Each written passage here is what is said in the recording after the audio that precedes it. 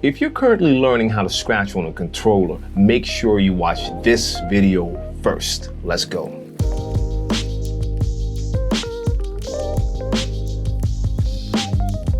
What's going on, guys? It's your boy DJ TLM. You're watching djtlmtv. And earlier this week, I posted a podcast clip. And in that clip, I was talking about the correct hand placement when it comes to scratching with controllers.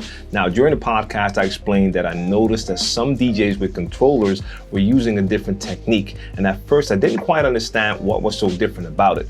But after closer inspection, I realized that it was the fact that they had their hands on the wrong side of the jog wheel. I filmed the podcast, so I decided to illustrate with my hands on cam, and some of you understood what I was talking about, but I really want to make sure that I illustrate this clearly. So if you're currently using a controller and you're practicing, you're learning how to scratch, I want to make sure that you're doing this right, that you're not making the same mistake as the person who asked the question during the podcast. So in this video, I'm going to show you with a controller so you can see what I'm talking about. So let's get straight into it right now. So first off, you have your jog wheels right here.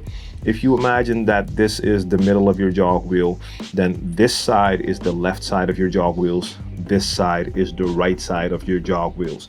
Now look, I can totally understand without a little bit of history, you might not be aware of the fact that the left side was always the side to use. Coming from turntables, for us it was a logical option. It was basically the only option, because if you had your hand on the right side of your vinyl, you were gonna bump into the tone arm and needle. So the left side was the side to use. Left side of the platter, not left hand or right hand. That's not what we're talking about. We're talking about the platter. So you would use the left side of the platter. Now, if you get into the game and a controller is the first thing you use, you're not seeing a tone arm or a needle. You might not have experience with turntables, so you're seeing that entire jog wheel. And I can understand that you might feel that you can just use any part of the jog wheel. Now, you could theoretically use any side of the jog wheel, but you're gonna run into a couple of issues, especially when it comes to direction. So let's check that out right now. So in this case, I have to set these to jog mode. Now, if I play a song, when the track is playing, the jog wheel is not moving, just like on any controller. You do, however, have this little light, and this light is the indicator that the track is playing, and it's also going in the same direction as a turntable or motorized platter would. If I activate it now, you can see that it starts to rotate in that same direction, and that is the clockwise direction. So when the track is playing, when the song is going forward in your DJ software, you're going clockwise, meaning that the counterclockwise direction is reversing the track. All right, keep that in mind. Now let's go back to jog mode. If you have your hand on the right side of the platter and you move your hand away from you, so forward, it's called forward because you're going in the same direction as the song, so you're pushing the song forward. If you pull it towards yourself, now you're bringing it back.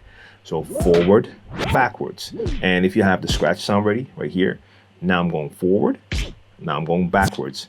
And if I repeat that, then you get the baby scratch. Now let's do the same thing but with my hand on the right side of the platter. So here or here. If I do the same forward motion that I was just doing, it's now not a forward motion because I'm moving the jog wheel counterclockwise. So I'm reversing, and that's why we're not hearing the sound.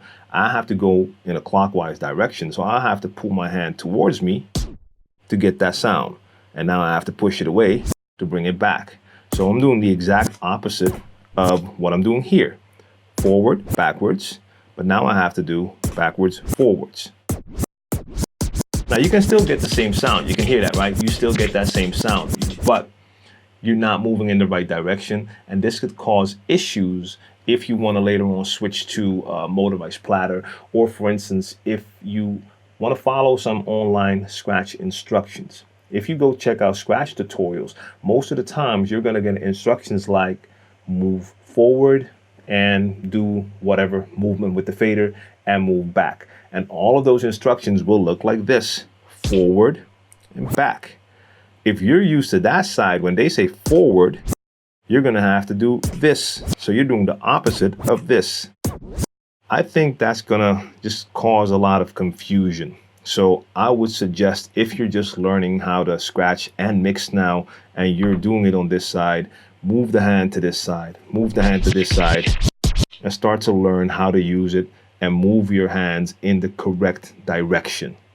Clockwise to go forward, counterclockwise to go back. So look, if you've been doing this for years, so you have your hand on the right side of that platter, you taught yourself how to mix and scratch that way, and you want to continue to do that, I say go right ahead, do what works for you. But just be aware of the fact that you will run into difficulties if you ever decide to switch to a turntable or a controller with a motorized platter, because then that direction is going to be enforced by the motor. See, this is what happened to the person who contacted me for the podcast. He taught himself how to scratch on a controller using his hand on the right side of the platter, and now he switched to the Ring 12 with the motorized platter.